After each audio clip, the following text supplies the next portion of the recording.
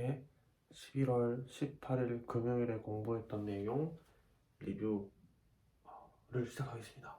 67번을 보충 먼저 할 거고 72번, 73번, 74번을 이제 새로 풀어보는 식으로 하도록 하겠습니다. 67번은 저번에 풀었었는데 얘기를 안 하고 넘어간 부분이 있어가지고 약간 보충을 빠르게 하고 넘어갈게요. 67번은 광자가 광합을 갖고 있다는 걸 이용해가지고 상자에서 출발했을 때 상자를 뒤로 밀어내고 빛이 오른쪽으로 진행을 하니까 거기에서 이제 어떤 거를 수학적으로 증명해서 알아낼 수 있는 문제였어요. 상황은 이랬죠. 상자가 있었고 여기 상자의 왼편에서 빛이 이제 출발을 해가지고 오른쪽으로 진행을 했잖아요. 근데 그랬을 때 광압 때문에 상자가 뒤로 밀려난다. 운동량을 갖고. 자, 그러면 여기서 알 수 있었던 거는 빠르게 정리를 해보면 빛이 광합을 갖고 출발을 했으니까 상자를 뒤로 밀었다.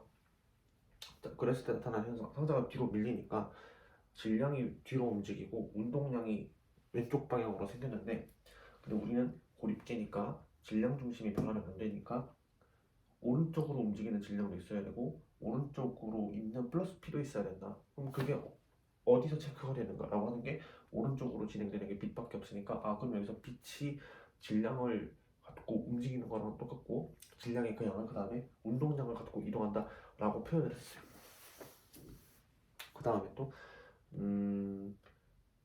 에너지는 얼만큼 갖고 이동하는가, 이 골피잖아요. 에너지는 P랑 똑같잖아요. 그래서 그 정도 에너지를 갖고 움직인다. 그리고 또 다른 간단한 물리 개념들을 이용해서 질량 중심이 변하지 않는다는 운동량 보존 법칙을 이용해서 에너지가 mc 스퀘어 아니면 에너지가 질량과 같은 크기를 갖고 그 정도의 크기로 움직인다라는 걸 알아냈었단 말이에요.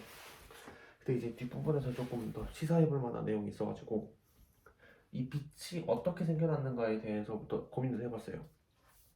열 에너지를 줬다 그 말이야. 열 에너지를 왼쪽 편에다가 열 에너지를 줬대요. 주는 방법은 여러 개가 있겠죠. 그럼 온도 변화가 생긴다고. 온도가 높게 돼가지고 이제 에너지가 이제 크게 생겼을 거란 말이에요. 그러면 조금 있으면 식으니까 온도가 낮아지잖아요. 그러면 에너지가 낮아진다고. 높은 에너지에서 낮은 에너지로 변했으니까 여기에서 나오는 빛이 있을 거 아니에요. 이걸 이용하는 거야. 이 빛이 어떻게 생겼는가라고 하면은 빛을 나오게 할 수 있는 여러 가지 방법이 있겠지만 그 중에 하나는 열 에너지라고 생각을 했어요. 이 열 에너지가 없었다면 빛이 안 나올 거잖아요. 그러니까 이 빛이 움직이게 했던 최초의 원인은 이제 열 에너지라고 볼 수 있을 건데, 그래서 그 열 에너지로 그만큼의 델타 T를 만들어낸 그 에너지, 아니면 델타 E를 만들어낸 그 열 에너지를 갖고 빛이 오른쪽으로 이동했다라고 볼 수 있겠죠. 그리고 약간 시간이 흘러서 이제 빛이 오른쪽 벽에 도달했을 거란 말이에요. 완전 흡수체라고 이제 가정을 했었죠. 그러면 얘가 또 여기에 광합을 줘가지고 그때 또 운동량 보존 때문에 다양한 거로가 되면은 얘는 멈췄을 거라고, 얘가. 그러면 얘가 이 부분에 있는 질량을 빼었다가 빛과 함께 빛은 질량을 싣고 오른쪽으로 이동해가지고 오른쪽 벽에 닿았어요. 그렇게 해서 이제 의미를 둔 거야. 그럼 여기에 또 질량이 가해졌으니까 질량은 또 에너지로 전환이 가능하잖아요. 그만큼의 에너지가 또 여기에 흡수가 된 거라고요. 즉 무슨 말이냐면은 열 에너지가 여기서 이제 빛을 방사시켰던 그 원인인 열 에너지가 이동해서 오른쪽 벽에 닿았다. 열 에너지가 이동했다라고 이제 볼 수 있다는 거. 그래서 표현 중요한 거, 열 에너지가 한쪽 벽에서 다른 쪽 벽으로 전달되었다. 이거를 적어둡시다. 열 에너지가 한쪽 벽에서 다른 벽으로 전달되었다.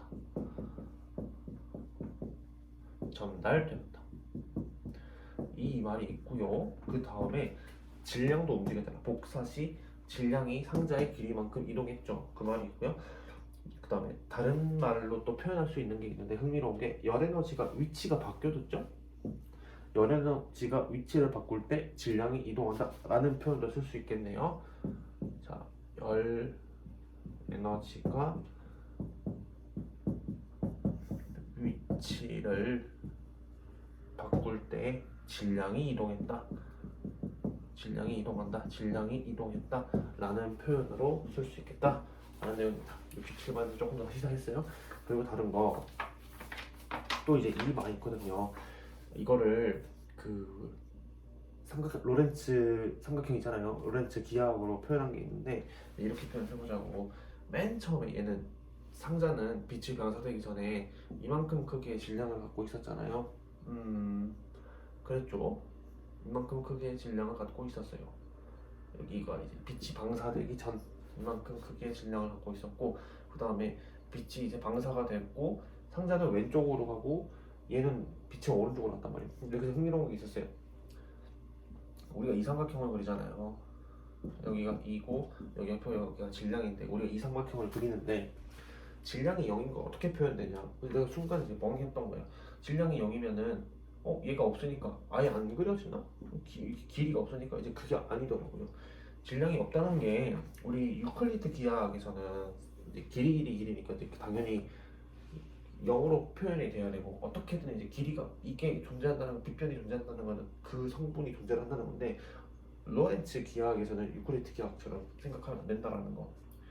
그러면 어떻게 생각을 해야 되냐? 질량이 0이래요. 근데 이 삼각형은 이거잖아요.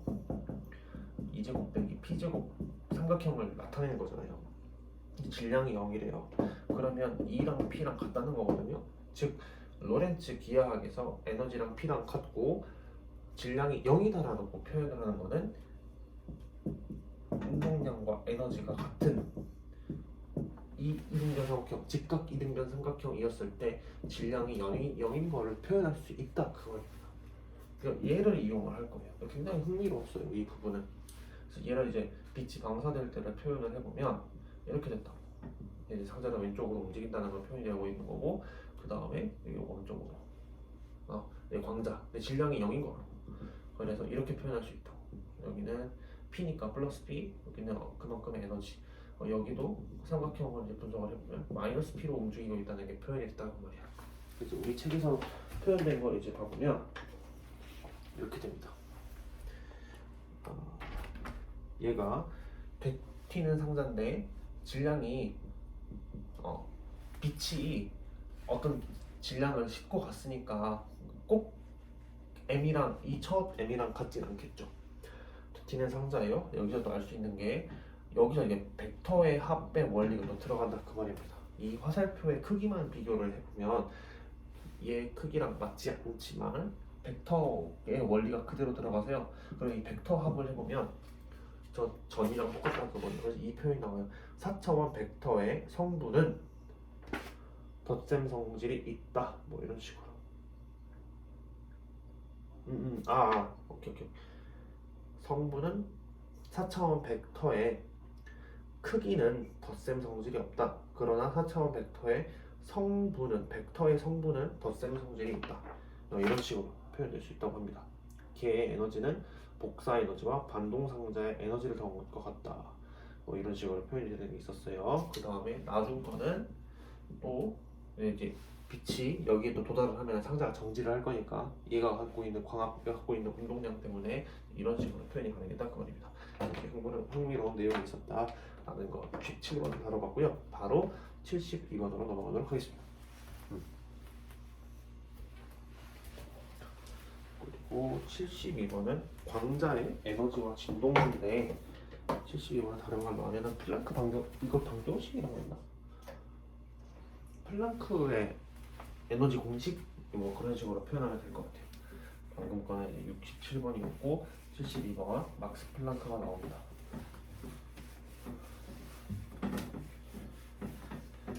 시공간의 물리학을 풀고 있어요.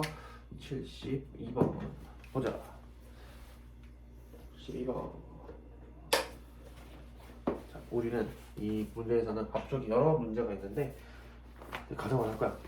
이는 한우 공식을 몰라. 한우 공식을 모르고 풀어볼 거예요. A번. 로렌츠 변환에 의해서 광자의 에너지를 표현해봐라.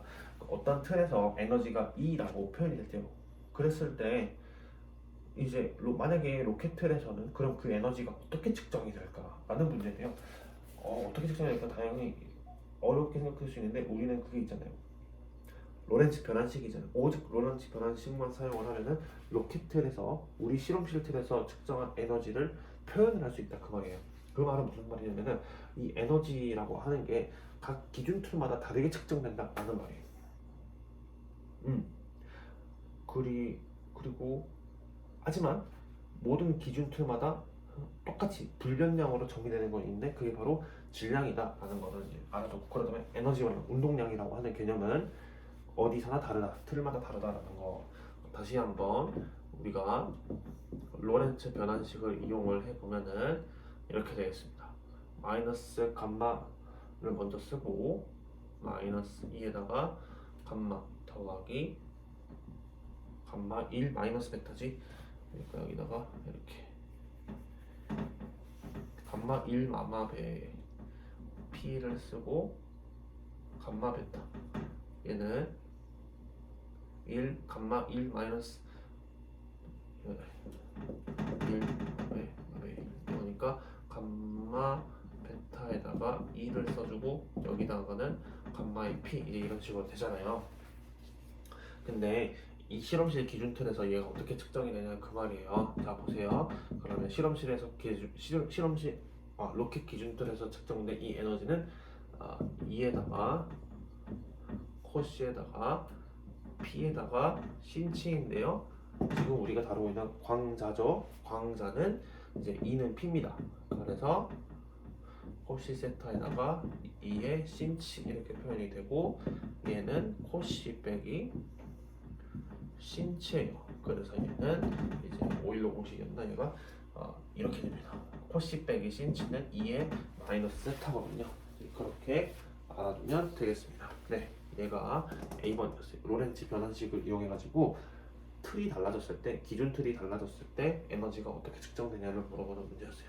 이제 이게 A번, B번 문제를 봅시다. B번 문제는 로렌츠 변환에 의해서 기준 틀이 달라졌을 때 빛의 진동수가 어떻게 측정되냐라고 이제 물어본 문제였어요. 근데 이제 여기서 주어진 게 있었어요. 실험실 기준 틀에서 관찰되는 n번째 펄스는 이렇게 측정이 된대요. C분의 U에다가 T-X로 그 다음에 다른 기준 틀에서 측정된 펄스는 이렇게 측정이 된다고 말할 수 있다고 합니다. 자, 그럼 여기에서 이 두 개의 식과 로렌츠 변환식을 이용해 가지고 어떻게 틀이 달라졌을 때 진동수가 바뀌는지 한번 보도록 하겠습니다. D'이랑 X'을 마찬가지로 우리가 알고 있는 공식에 이용을 해보도록 하게요. Tx 먼저 나오니 그러면은 T에다가 코시 빼기 X의 신치 여기는 마이너스 여기는 뭐야? 2는 T 여기다가 신치에다가 더하기 X의 코시 이렇게 써주도록 합니다. 그리고 이 식을 여기 n에다가 넣어보도록 할 거예요. C분의 U에다가 T 프라임 대신에 T 코시를 놓고 그리고 X 프라임 대신에 얘를 넣어주면 되겠죠? C인치 마이너스 X의 코시 얘를 넣어서 계산을 해보면 C분의 U 프라임에다가 T에다가 코시 더하기 C인치 빼기 X에다가 코시 더하기 신치가 나오니까 이런 식으로 나오겠네요. K 맞나요? 신치에다가 X를 뺐으니까 더하기 T 신치 더하기 코시가 나왔네. 맞죠?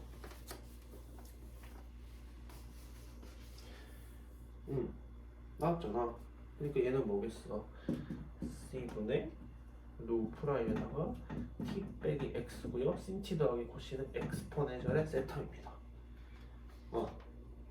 그럼 이게 뭐야? 여기서 알 수 있는 게 뭐야?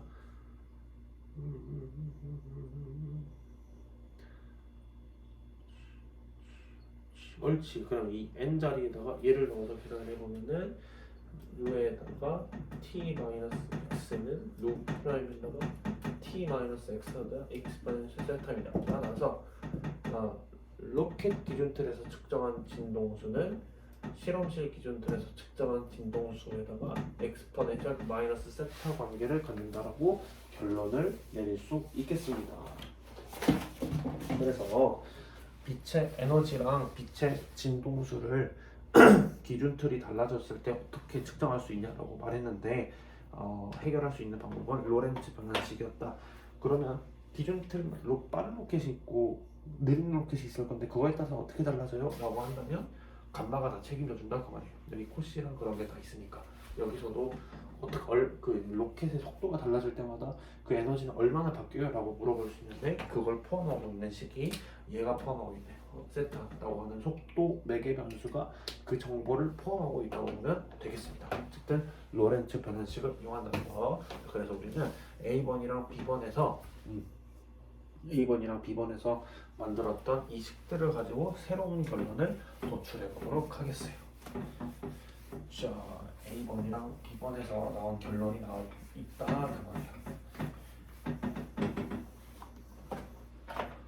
이번에 A번에서 나온 결론은 로켓 기준틀에서 측정한 빛의 에너지는 실험실 기준틀의 에너지보다 엑스포넨셜 마이너스 세타만큼. 그 다음에 B번의 결과는 로켓 기준틀에서 측정한 빛의 진동수는 실험실 기준틀에서 측정한 빛의 진동수와 엑스포넨셜 마이너스 세타 관계다라는 거. 자, 그럼 C번은 A랑 B번의 관계를 이용해서 어떤 걸 알아낼 수 있나를 해볼 거예요. 자, 얘네를 그 위아래를 나눠보도록 하겠습니다. 그러면 얘가 나와요. 그러잖아. 엑스포넨셜 마이너스 세타 날아가니까 소거되니까. 자, 얘는 로켓 기준 틀 거고 얘는 실험실 기준 틀 건데요. 그 비율이 같대요. 근데 그 비율을 뭐 알파라고 해봅시다. 그럼 여기서 알 수 있는 거 에너지는 어떤 상수에다가 상수 곱한 거랑 같은 관계다 라고 하는 겁니다. 즉 에너지랑 진동수가 어떤 관계를 갖냐라고 한다면 어떤 기준 틀에 있어도 이 관계가 유지된다. 다시 기준 틀에 따라서 에너지랑 진동수는 다르게 측정이 되지만 에너지랑 진동수의 관계가 이 비례식 관계에 있다는 것은 이 관계식의 이 내용은 기준 틀에 따라서도 변하지 않는다라는 것을 증명을 할 수 있었습니다. 그리고 실험을 해보니까 이 알파라고 하는 게 하래요. 그래서 이 결론이 나온다는 거죠. 자, 관습식에서는 에너지를 하유라고 할 수 있고요. 우리 질량 단위에서는 C 제곱을 해줘야 된다고 하네요. 그래서 이런 관계식을 논리적으로 유도할 수 있다는 내용 우리 책의 문장을 빌려보도록 합시다. 한 좌표 189쪽에 나와 있는데 한 좌표계에서 광자를 빛파동과 연관시키면 이 연관성은 이 에너지랑 진동수에 관련된 이 연관성, 이 관계식은 모든 좌표계에서 유지된다. 다시 정리. 에너지랑 진동수는 기준 틀에 따라서 달라진다. 그 기준 틀이 어떤 속도를 갖고 있는지에 따라서 엑스포넨셜 마이너스 속도 매개 변수의 관계로 주어지지만 그 에너지와 진동수가 갖고 있는 이 관계는 에너지랑 진동수가 비례한다는 이 관계식은 기준 틀에 따라서 모두 동일하다라는 저 중요한 결론이었습니다. 그다음에 여기 또 어떤 내용이 있냐면은 하라고 하는 플랑크 상수는 실험에 의해서 나온대요. 실험에 의하면 하는 6.63 곱하기 10의 마이너스 34제곱 줄 세크의 값을 갖는다라고 하네요. 그래서 이렇게 얻을 수 있다라는 내용이었습니다. 그 다음에 D는 연습 문제 70번의 컴퓨터 산라 공식이 다음과 같이 주어짐을 보여라라고 했는데 이거는 이제 70번에서 70번에서 컴퓨터 산란에서 에너지 공식이 얘가 나왔거든. 이거 외곽 거를 보자고. 70번 어딨나? 70번 70번 이게 내가 이렇게 이거를 고민하고 있을 시간이 없는데 자 그냥 보겠습니다. 70번은 내가 이거는 증명을 잘했으니까 에너지 나중에 튀어나온 그 에너지는 나중에 튀어나온 이 에너지는 1 더하기 n분의 2의 1 마이너스 코사인 파이 관계래요. 그 다음에 우리 문제에서 나온 게 이 에너지 전자에서 튀인 컴퓨터 이 산란 공식에다가 우리가 구한 에너지는 하류를 써가지고 진동수에 대한 정보를 쓰라고 말이야. 그러면 이제 이렇게 됩니다. 그냥 그대로 대입하면 되는 거니까 따로 이제 전개는 안 할 거고 mc 스퀘어분의 하노에다가 1 마이너스 코사인 파이라고 하는 관계가 나온대요. 됐습니다. 뭐 이건 뭐 증명을 한 거고. 근데 이제 이 시사점이 나온다고 하는데 이걸 한번 읽어볼게요. 1920년대에는 어떤 진동수를 걷는 광자에 의한 전기장이 그 전기장이 만들어졌는데, 그러면 이 전기장이 만들어지면서 전자를 지나갈 거 아니에요. 그럼 전자는 광자가 만들어낸 전자기파 때문에 움직일 건데, 어쨌든 광자에 의한 전기장이 전자를 흔들면 전자는 이 복사를 더 낮은 진동수로 산란시켜야 한다는 아이디어에 더 큰 저항을 갖는 시기였다. 무슨 말이냐면 그냥 우리가 알고 있는 컵탄 산란에 대한 지식은 광자가 쭉 이동을 해서 전자를 때려서 전자를 튀어나오고, 그리고 광자는 전자를 튀어나간 것 때문에 에너지가 약간 깎여서 진동수가 바뀐 형태의 에너지로 이제 뻗어나가잖아요. 근데 이거를 다른 식으로 해석을 하면은 자기가 광자가 갔으니까 전자기파를 만들었는데, 그럼 그 전자가 거기 판에 있는 전자가 광자의 전자기파를 받았을 거라고. 그리고 이 편이야. 광자에 의한 전기장이 전자를 흔들었다. 그러면 이 전자는 이제 어떤 반응을 보이냐면 이 전자가 그 광자의 그 복사를 더 낮은 진동수로 산란시킨다라고 또 표현을 할 수가 있네요. 전자기장이 그 전기장이 전자를 흔들었고, 그 전자는 그냥 있는 게 아니고 그 복사의 진동수를 변형시켜서 방출시킨다.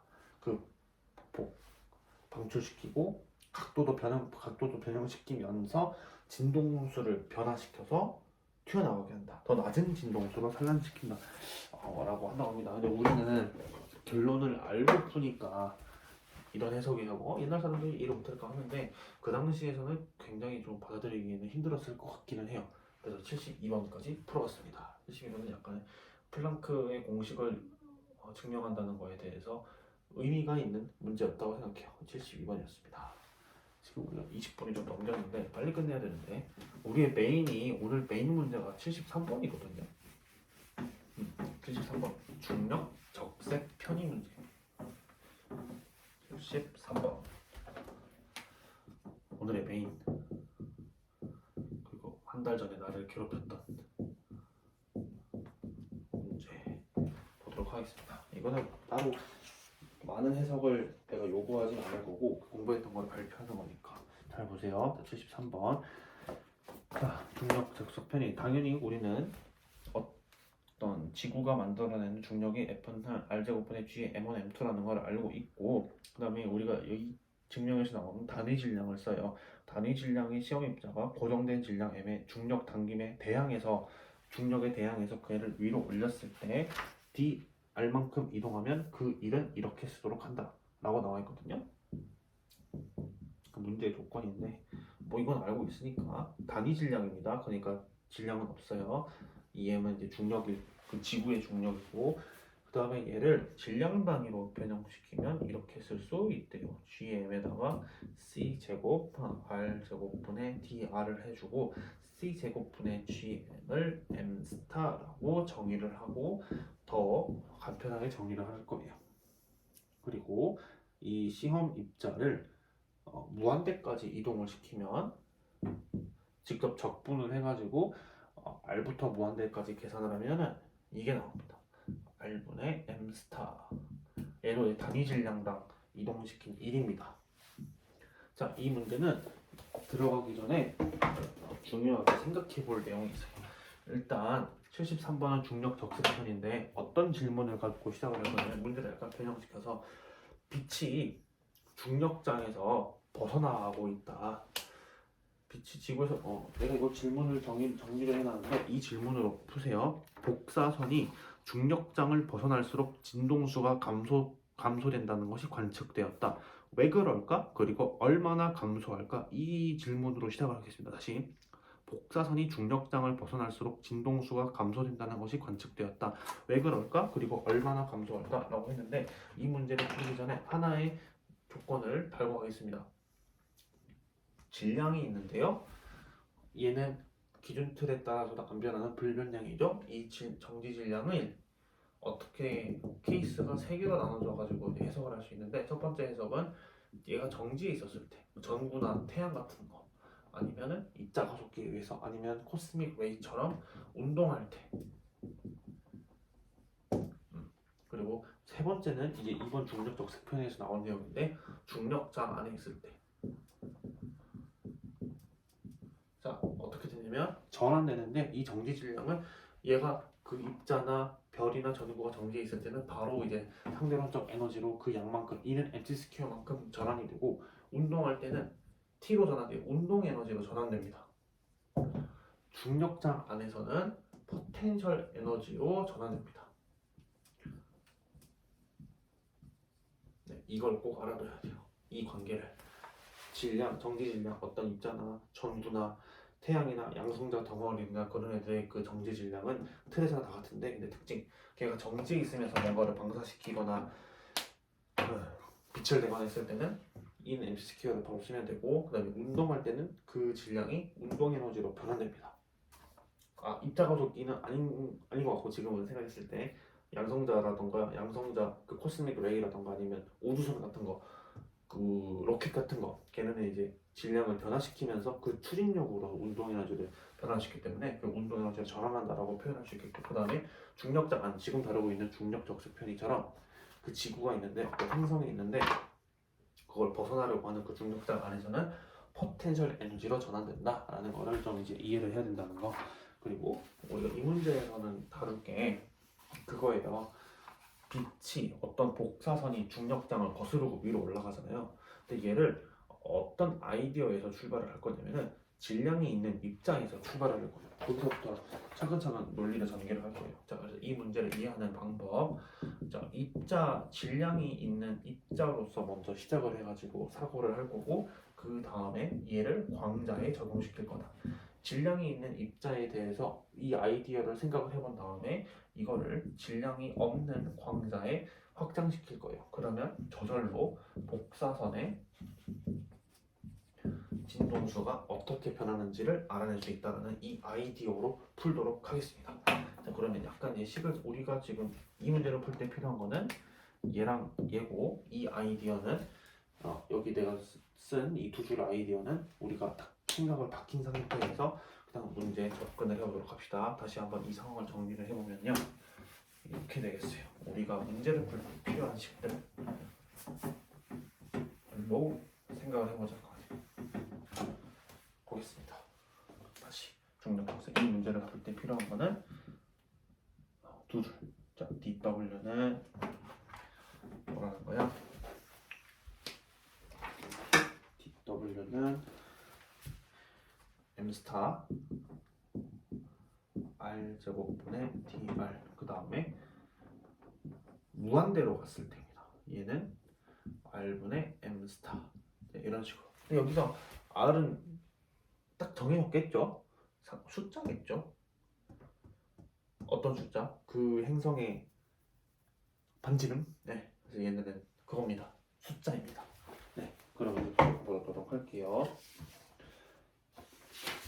A번을 먼저 봐보시고 A번을 먼저 봐보십시오.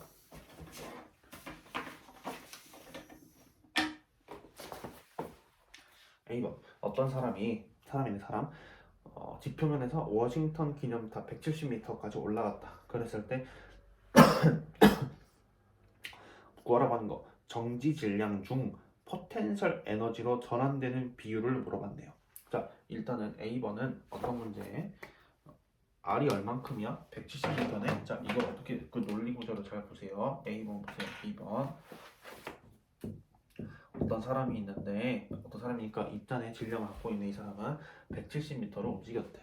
근데 우리가 지금 풀고 있는 게 행성단위예요. 6,400km 뭐 그런 수준이에요. 그 수준에서 봤을 때 170m는 어느 수준이냐면은 얘는 그냥 DR 수준이거든요. 굉장히 작은 수준이에요. 그래서 우리는 이 지구 스케일, 행성 스케일에서 봤을 때 DR만큼 움직였기 때문에 첫 번째 공식을 쓸 거야. 예. 그럼 자 그리고 오케이 그게 하나가 됐어. 그러니까 이 무슨 말이냐면은 지구 안에서 그냥 일어나고 대기권 안에서 그냥 일어나고 있는 문제이기 때문에 포텐셜 에너지를 쓸 때 GR 제곱분의 M1M2를 쓴다는 게 아니고 포텐셜 에너지 GR분의 M1M2 마이너스 GR분의 M1M2를 쓴다는 게 아니고 MGH를 쓰겠다 그 말이에요. mg hr 되는 그 dr 이만큼을 쓰겠다 그 말이고. 자 그럼 보세요. 물어본 거는 어떻게 해석을 하는지 보십시오. 정지 질량 중 포텐셜 에너지로 전환되는 비율. 포텐셜 에너지로 전환되는 얘를 수학으로 번역해 보도록 하겠습니다. 비율이니까 분수일 거란 말이야. 분모에는 뭐가 올 거냐면은 정지 질량 중에서라고 했으니까 그 기준은 정지 질량을 쓸 거예요. 사람의 정지 질량, 맨 처음 정지 질량을 쓸 거예요. 포텐셜 에너지로 전환되는 비율을 물어봤네요. 얘를 우리가 갖고 있는 문제를 어떻게 표현할까라는 건데, 포텐셜 에너지로 전환되는 비율. 자, 그럼 그림으로 약간 표현을 해보면 먼저 지구가 있고 어떤 맨 처음에 초기 높이가 있고 올라가야 되는 다음 높이가 있을 거 아니에요. 자, 포텐셜 에너지는 어디가 더 큽니까? 위가 더 크죠. 여기가 더 작고. 자, 그러면은 정지 질량 중 여기에 있다가 그 위로 이제 올라갈 건데, 그치? 이제 델타 U를 구하라는 거란 말이에요. 근데 지금 그 델타 U는 보존력으로 만들어진 거잖아요. 보존력에서 델타 U는 어떤 식이 있냐면은 보존력이 한 1은 얘거든요. 이건 이제 물리학적 그 정의잖아요. 보존력이 한 1은 마이너스 델타 U입니다. 그쵸? 우리가 필요한 거는 뭐냐면은 얘는 어떻게 올라가냐면은 사람이 그냥 올라가는 거잖아요. 그러니까 그 보존력이랑 크기는 같고 사람이 자기 힘으로 올라가는 거라고. 그러니까 그런데 이제 중력에 반대해서 올라갔으니까 마이너스가 붙을 거예요. 그러면 얘는 뭐냐면은 포텐셜 에너지 변화량입니다. 됐어요? 그럼 우리가 구하라고 하는 이 비율은 정지 질량 중 포텐셜 에너지 전환 비율인데 걔가 뭐라고 하냐면 이 사람이 중력에 거스리고 한 1, 2랑 똑같단 그 말이야. 그러면은 n분의 델타 U 그 비율이 뭐가 되냐면은 n분의 W가 됩니다. 그러니까 우리는 이 식을 그냥 쓰면 되는 거야. 정지 질량 중 포텐셜 에너지로 전환되는 비율, 포텐셜 에너지 전환 비율을 다루려면 이 1 공식을 쓰면 된다고. 근데 우리는 이 170m는 뭐라고요? dr. 그러니까 첫 번째 거를 쓰자고. 참고로 이 공식에서 나오는 단위 질량당이에요. 근데 우리는 분모의 질량이 있기 때문에 이 공식 자체가 얘랑 똑같아. 얘는 단위 질량이니까 원래 있던 식에서 질량이 안에 있었습니다. 원래는 GR제곱분의 M1, M2에서 나왔으니까, 근데 그 M2를 우리가 나눈 거잖아, 단위 질량으로. 그러니까 그냥 얘를 쓰면 된다 그 말이에요. 자, 따라서 우리 지금 스케일은 170m dr 스케일이니까 그 비율은 얘를 쓰면 된다. 그러면은 M 스타에다가 R 제곱, R은 지구의 반지름을 쓰면 되겠고요. 거기에다가 dr은 뭘 쓰면 되겠어요? 170m를 여기다 곱하면 되겠습니다. 그래서 그걸 계산한 결과는 어떤 게 되냐면, 그래, 얘는 이제 그거래, G 스타 9.8 m/s 제곱인데 얘를 또 질량 그 단위를 변형시켜서 해보면은 얘는 2 곱하기 10의 마이너스 14제곱이 나온대요. 여기서 중요한 거는 이 계산기 두드려가지고 계산하는 것보다는 이 아이디어를 어떻게 해석을 하고 이 공식에 어떤 관계가 있게 하느냐라고 이제 물어보면 된다고 하세요.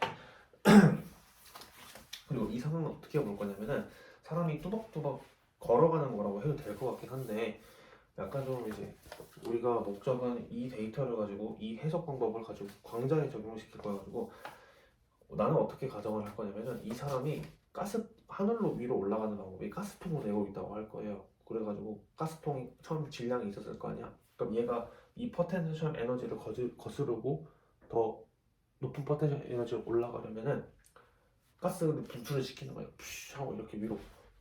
그럼 어떻게 된다는 말이야? 질량이 줄어든다는 거거든요. 그래서 그 질량이 줄어들어서 운동 에너지를 만들고, 그리고 그만큼 포텐셜 에너지를 변화시켰단 말이야. 그러니까 논리구조를 잘 보세요. 이 사람은 자기가 어제 버튼을 눌러서 가스를 분출을 시켜서 질량을 변화시켜서 위로 올라가서 그 결과가 포텐셜 에너지의 높은 곳으로 올라갔단 말이에요. 이렇게 한 칸씩 한 칸씩 위로 올라갈 거야. 어떻게? 자기의 질량을 변화시켜가지고. 그래서 이 상황이라고 가정을 할게요. 자기가 갖고 있던 원래 자기 몸뚱아리랑 가스통 내고 있었던 정지 질량이 있었는데 그 정지 질량을 변형시켜 가지고 그만큼 변형시킨 만큼 포텐셜 에너지를 올라간다고요. 됐어요? 그러면 이 말은 무슨 말이냐면 정지 질량을 전환시켜서 포텐셜 에너지로 만들었다. 포텐셜 에너지로 올라가게 했다라는 거예요. 자, 이 논리예요. 근데 이제 약간 상황을 좀 바꿨어. 어떤 사람이 있는데 눈을 떠보니까 자기가 위로 올라가고 있다는 거야. 분명 지구인데 중력도 약간 느껴지는데 눈 떠보니까 위로 올라가고 있었대요. 그러면 나는 포텐셜 에너지가 높아진다는 건데 중력이 분명히 있는데 왜 포텐셜 에너지가 높아지고 있는 건지 라고 등을 보니까 가스가 분출되고 있다. 이게 무슨 말이야? 포텐셜 에너지가 높아지는데 그거를 누가 이 포텐셜 에너지를 높이는데 전환을 시켜주고 있냐면 가스통에 있는 질량이더라. 이렇게 보게요. 그래서 눈 떠봤더니 나는 이제 지구에 있었는데 눈을 떠봤더니 포텐셜 에너지가 증가하더라. 위로 올라가니까 아 가스통에 있는 질량이 줄어들고 있구나. 그 줄어든 질량만큼 전환돼가지고 포텐셜 에너지를 높이는 데 써지고 있구나 라고 해석을 한 거예요. 됐어요. 이렇게 하나. 이제 비번 문제를 볼 텐데요. 비번 문제는 스케일이 커졌어. 170m, 200m 같은 그런 스케일이 아니고 무한대로 이제 올라갔습니다. 무한대로 올라간대요. 그러면 포텐셜 에너지를 엄청 크게 줘야 돼. 해석을 약간 조금 다르게 또 13번 B번 뭘 물어봤냐면 어떤 사람이 지구의 중력이 영향을 미치지 않는 곳까지 쭉 올라갔대. 또 물어봤어요. 이 사람의 정지 질량 중 포텐셜 에너지로 전환되는 비율. 자, B번도 비율을 물어봤다.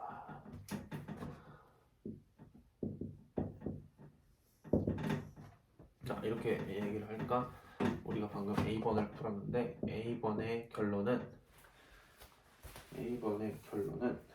이게 나왔대. 정지 질량 중 포텐셜 에너지로 변환되는 비율이 n분의 dw고 그 값이 2 곱하기 10의 마이너스 14제곱이었고요. 자, B번도 정지 질량 중 포텐셜 에너지로 전환되는 비율을 물어봤습니다. 포텐셜 에너지로 전환되는 비율. 자, 얘는 공식에 의해서 보존력이 한 1이랑 똑같은데 우리는 뭐가 필요하다고?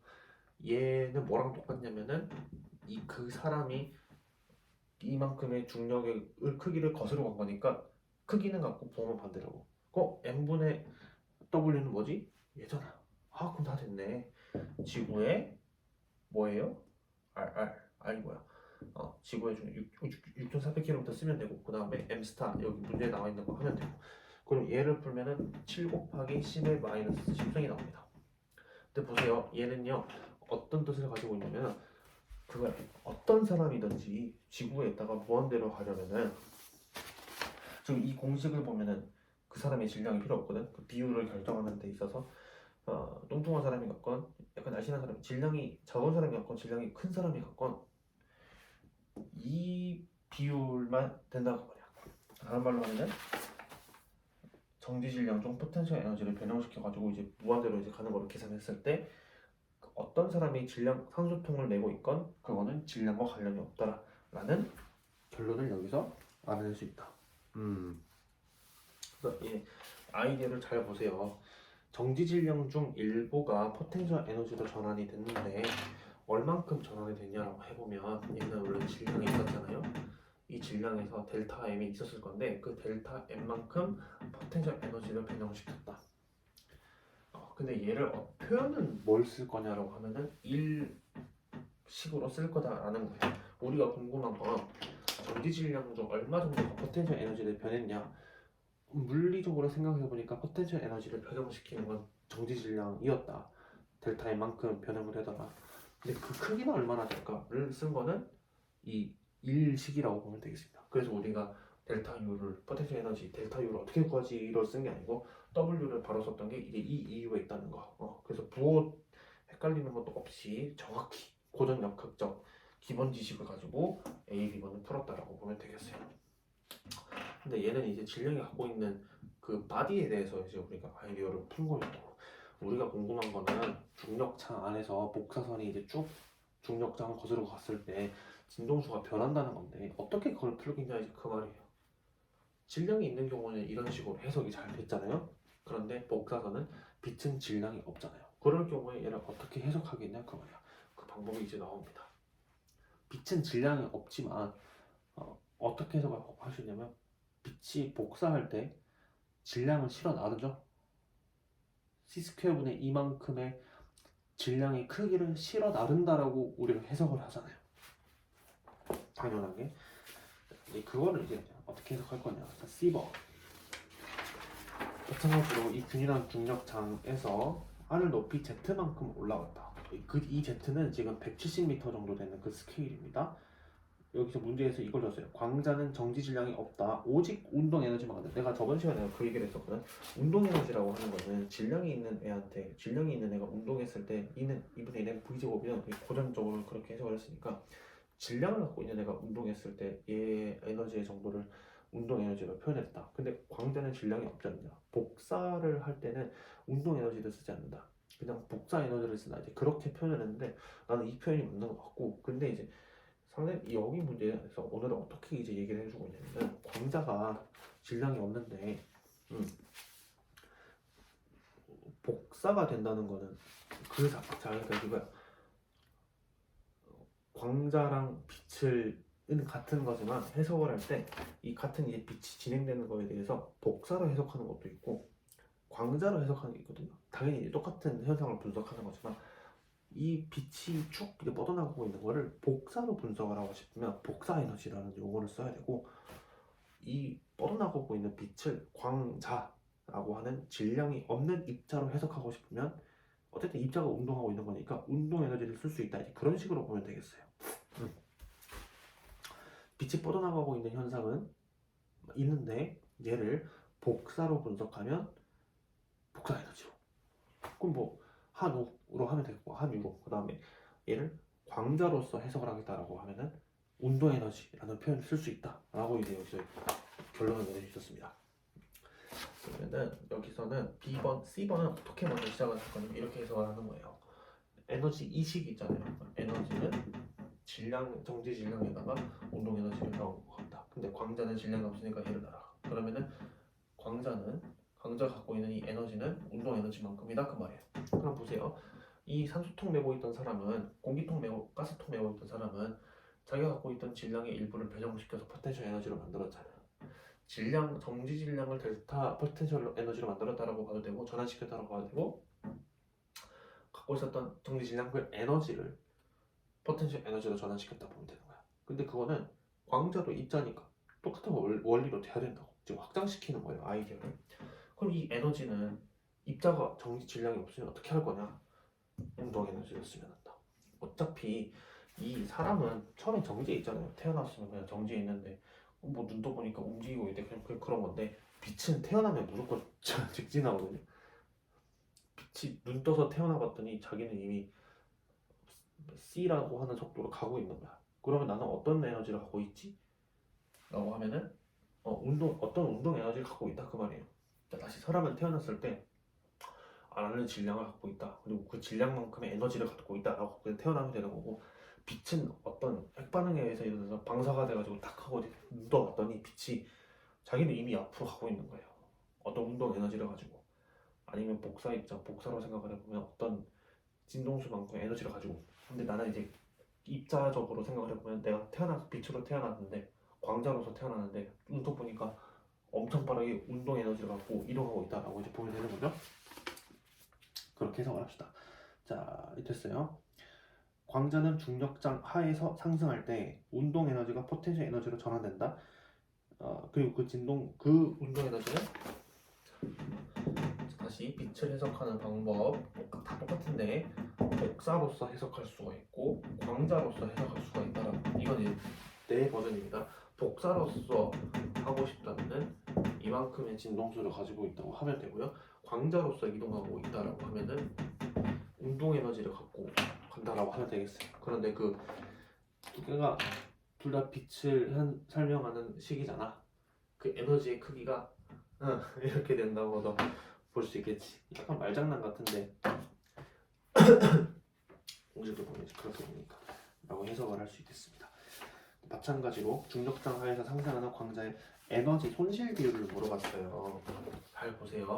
이 문제에서 나한테 물어본 거는 에너지 손실 비율인데 얘도 해석을 잘해야 된다. 손실 비율을 따지잖아요. 우리말로 이제 번역을 먼저 할 건데 초기 에너지에서 손실 비율을 그 효능을 따지려면은 열효율처럼 효율을 따지려면 원래 있던 에너지에서 투입된 에너지에서 얼마만큼이 알짜로 쓰였냐라고 하면 그게 이제 효율이고요. 손실 비율을 나타냈다는 거는 원래 에너지에서 얼만큼 깎였냐예요. 잘 봐. 맨 처음 태어났을 때 에너지가 있을 건데 얘가 나중 에너지가 있을 거란 말이야. 그러면 그 손실 비율은 뭘 말하는 거냐면은 얼마나 깎였냐잖아요. 그러니까 얘를 풀면 된다는 거야. 됐죠? 에너지 손실 비율은 원래에서 얼마나 깎였냐를 물어보는 것이다 라고 이제 해석하면 되고, 우리가 알고 있는 건 얘고 얘를 어떻게 이제 풀 것인가에 대해서 알아보도록 하겠습니다. 자, 그럼 보세요. 2 빼기 2 프라임은요 이제 에너지가 깎였잖아요. 그럼 여기서 이 사라진 에너지들은 어디로 갔을까? 뭐에 쓰였을까? 어디에 쓰였겠습니까? 응? 어디에 쓰였겠어? 포텐셜 에너지를 변화하는 데 쓰였겠죠. 에너지가 갑자기 어디로 사라지지 않았을 거고 무의미한 대로 쓰이지 않았을 거란 말이야. 조금 위로 벗어났는데 에너지가 깎여 있어요. 깎여 있어. 그 손실 비율이 얼마나 되냐? 이만큼 된다 그 말이야. 됐죠? 근데 그게 얼마만큼 된 거라고? 이 깎인 게 어디로 쓰였다고? 포텐셜 에너지를 변환시키는데, 근데 아까 우리가 여기 봤잖아요. 포텐셜 에너지 변환시키는 거는 이 크기랑 같다고. 포텐셜 에너지를 전환된다는 건 물리학적으로 해석을 했고, 그 크기를 어떻게 구할 거냐? 수치적으로 그때 이 공식을 쓸 거라고요. 앞에서 그래서 정리를 해놓은 거예요. 그래서 우리는 얘를 에너지 손실 비율을 따지면은 2분의 W를 쓰기로 했다 그 말이에요. 근데 지금 C번에서 물어본 거는 A에서 했던 것처럼 200m 뭐 그 정도 Z 정도, 그러니까 이 식을 쓸 거야. 자, 그럼 에너지 손실 비율 우리한테 물어봤던 거는 dW를 구하라고 하면 됩니다. 이 공식에서는 초기 정지 질량 분해잖아요. 그러니까 여기는 이 분모 칸에는 뭐가 들어가면 되냐면은 초기 에너지가 들어가면 돼. 근데 여기 초기 에너지가 정지 질량, 가만히 있었을 때 정지 질량 에너지. 얘는 초기 에너지가 뭐겠어요? 얘 맨 처음 이렇게, 그치? 그리고 이만큼 깎인 거가 표현이 되고요. 그냥 이 dW는 식이 제잖아. 그치? m 스타 자리 그리고 r 6400 제곱분의 지구의 질량에다가 dr Z가 이제 200m 정도 되는 스케일이니까. 그럼 이제 어떻게 되냐면은 U분의 U 빼기 U 프라임이 얘는요 G 스타래요. MGH 할 때 그 MGH네 이거. 근데 뭐야? 우리 나중 빼기 처음이 델타잖아요. 따라서 누분의 델타 누는 마이너스를 붙이면 되겠지. 이게 진짜 제일 정확한 해석 방법이에요. 손실 비율로 물어봤으니까 끝은 6 빼기 6 프라임인데 우리 이걸 델타로서 하고 싶으면 나중 빼기 처음이 되잖아. 그러니까 마이너스가 붙는다. 그래서 마이너스 G 스타 Z라고. 예, 이렇게. 그래서 A, B, C에 대한 그 답을 차례로 정리를 해보도록 하겠습니다. 그래서 공식 증명을 했다 그 말이야. 이렇게. 여기서 지금 내가 이거 A, B, C 공부하면서 제일 공부하고 나서 이제 뿌듯했던 거는 부호에 대한 두려움? 부호에 대한 모호함이 사라졌다 라고 하는 게 있습니다. 그래서 해석력이 굉장히 늘었어요. 이거 공부하면서 부호에 대한 해석이 모호함이 사라졌기 때문에. 근데 그 과정이 약간 조금 내 입장에서는 힘들었는데 그래서 해결을 했다는 거에 대해서 큰 뿌듯함을 느끼고 있다는 거. 10의 마이너스 10제곱이 B번의 답이었고, C번에서도 에너지 손실 비율을 물어봤는데 그 비율은 비율로서 이제 물어봤고, C번의 결론은 원래 거분의 델타는 마이너스가 붙는다라는 결론이 나왔다는 겁니다. 됐어. 마지막으로 D번을 보겠어. 근데 뭘 해도 50분이 없네. 좀 어쩔 수 없나? 마지막 D번 얼른 5분 안에 끝내자. 또 앞에 논리가 똑같으니까요. D번은 이번에도 빛이 중력장에 영향을 없는 무한대까지 갔다고 말이야. 그랬을 때 손실 비율을 구하면 되겠지. 그러면은 정확히는 문제에서 물어보는 거는 D번 광자의 에너지 손실 비율,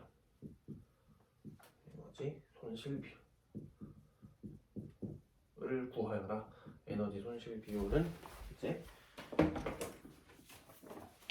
이렇게 원래 양분의 손실량, 원래 양은 촉이 갖고 있던 에너지였을 거고, 손실량은 2 빼기 2 프라임. 그럼 얘는 이거는 포텐셜 에너지로 전환되는 양이라고. 근데 그 포텐셜 에너지로 전환되는 양의 크기는 W를 쓰겠다고. 얘랑 물리적 의리가 같으니까. 그러니까 얘는 이제 어떻게 되냐면은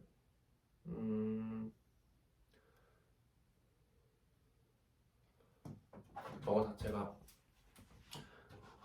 얘라니까. 그러니까 여기서 단위 질량을 썼으면은 D번에서 해석하는 데 약간 어려움이 있었겠네. 얘를 쓰면 된다는 거. 그래서 얘는 얘랑 같다. 얘는 이 손실 비율에서 나온 개념이고, 쭉 해석을 해봤더니까 W랑 같은데, 그래서 얘는 첫 번째 식은 물리적 해석, 두 번째 식은 앞에서 이제 알아놓은 W의 식, 그렇게 해서 풀어보겠습니다. 누분의 누 빼기 누 프라임은 지구의 6,400km. 여기서는 이제 행성 그냥 일반적으로 해가지고 그 행성의 반지름분의 그 행성의 질량이라고 하도록 하겠어요. 자, 그리고 나서 하를 소거를 시켜줘요. 근데 우리가 정리하고 싶은 거는 나중 빼기 처음량이에요. 그러면은 마이너스가 붙으면 되겠죠. 이렇게. 이게 제일 정확한 해석이고요. 자, 결론. 이제 아까 말했던 것처럼 광자에서 시작을 할 거고, 이 아이디어를 광자한테 적용을 시킨 거예요. 질량이 없는 광자한테. 그랬더니 뭐만 바뀌었냐면은 분모만 바뀌었다는 거예요. 정지 질량이 없고 그 초기 질량을 뭐 쓸 거냐? 운동 에너지인데 그 운동 에너지의 크기가 한유랑 같다라는 그 해석이 있었고, 근데 그것도 이상했겠죠? 결론은 얘였어요. 즉 복사선이 중력장을 벗어날수록 진동수가 감소한다. 마이너스가 붙었으니까. 그리고 그 진동수가 감소하는 거는 뭐에 영향을 받는가? 그 행성의 질량과 그 행성의 반지름에 영향을 받는다 라는 거예요. 반지름에 영향을 받는 건 약간 조금 신기하네. 반지름에 영향을 받는다는 거. 그래서 아까 우리 73번에 질문을 뭐로 시작하기로 했냐면은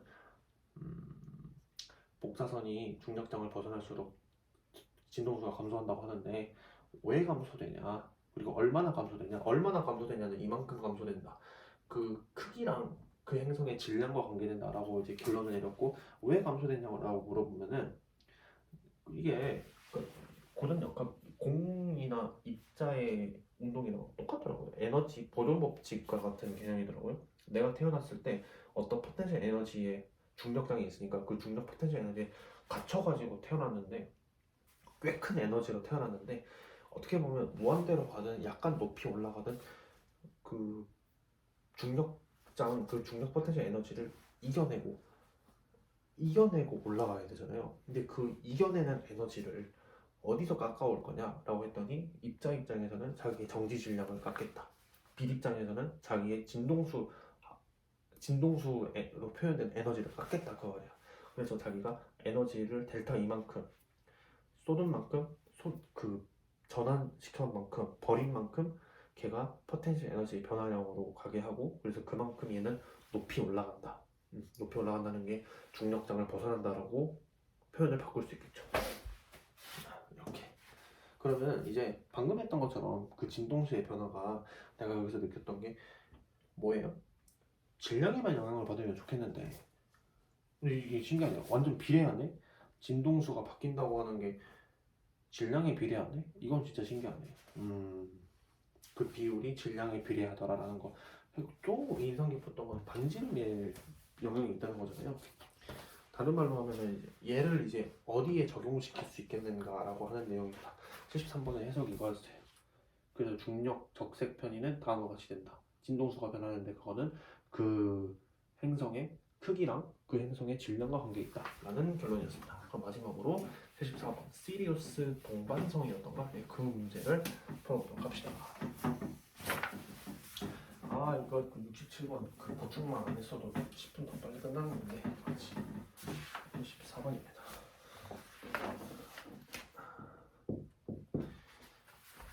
쉽게 한번 봐볼게요. 얘는 금방 끝나. 시리우스 동반성의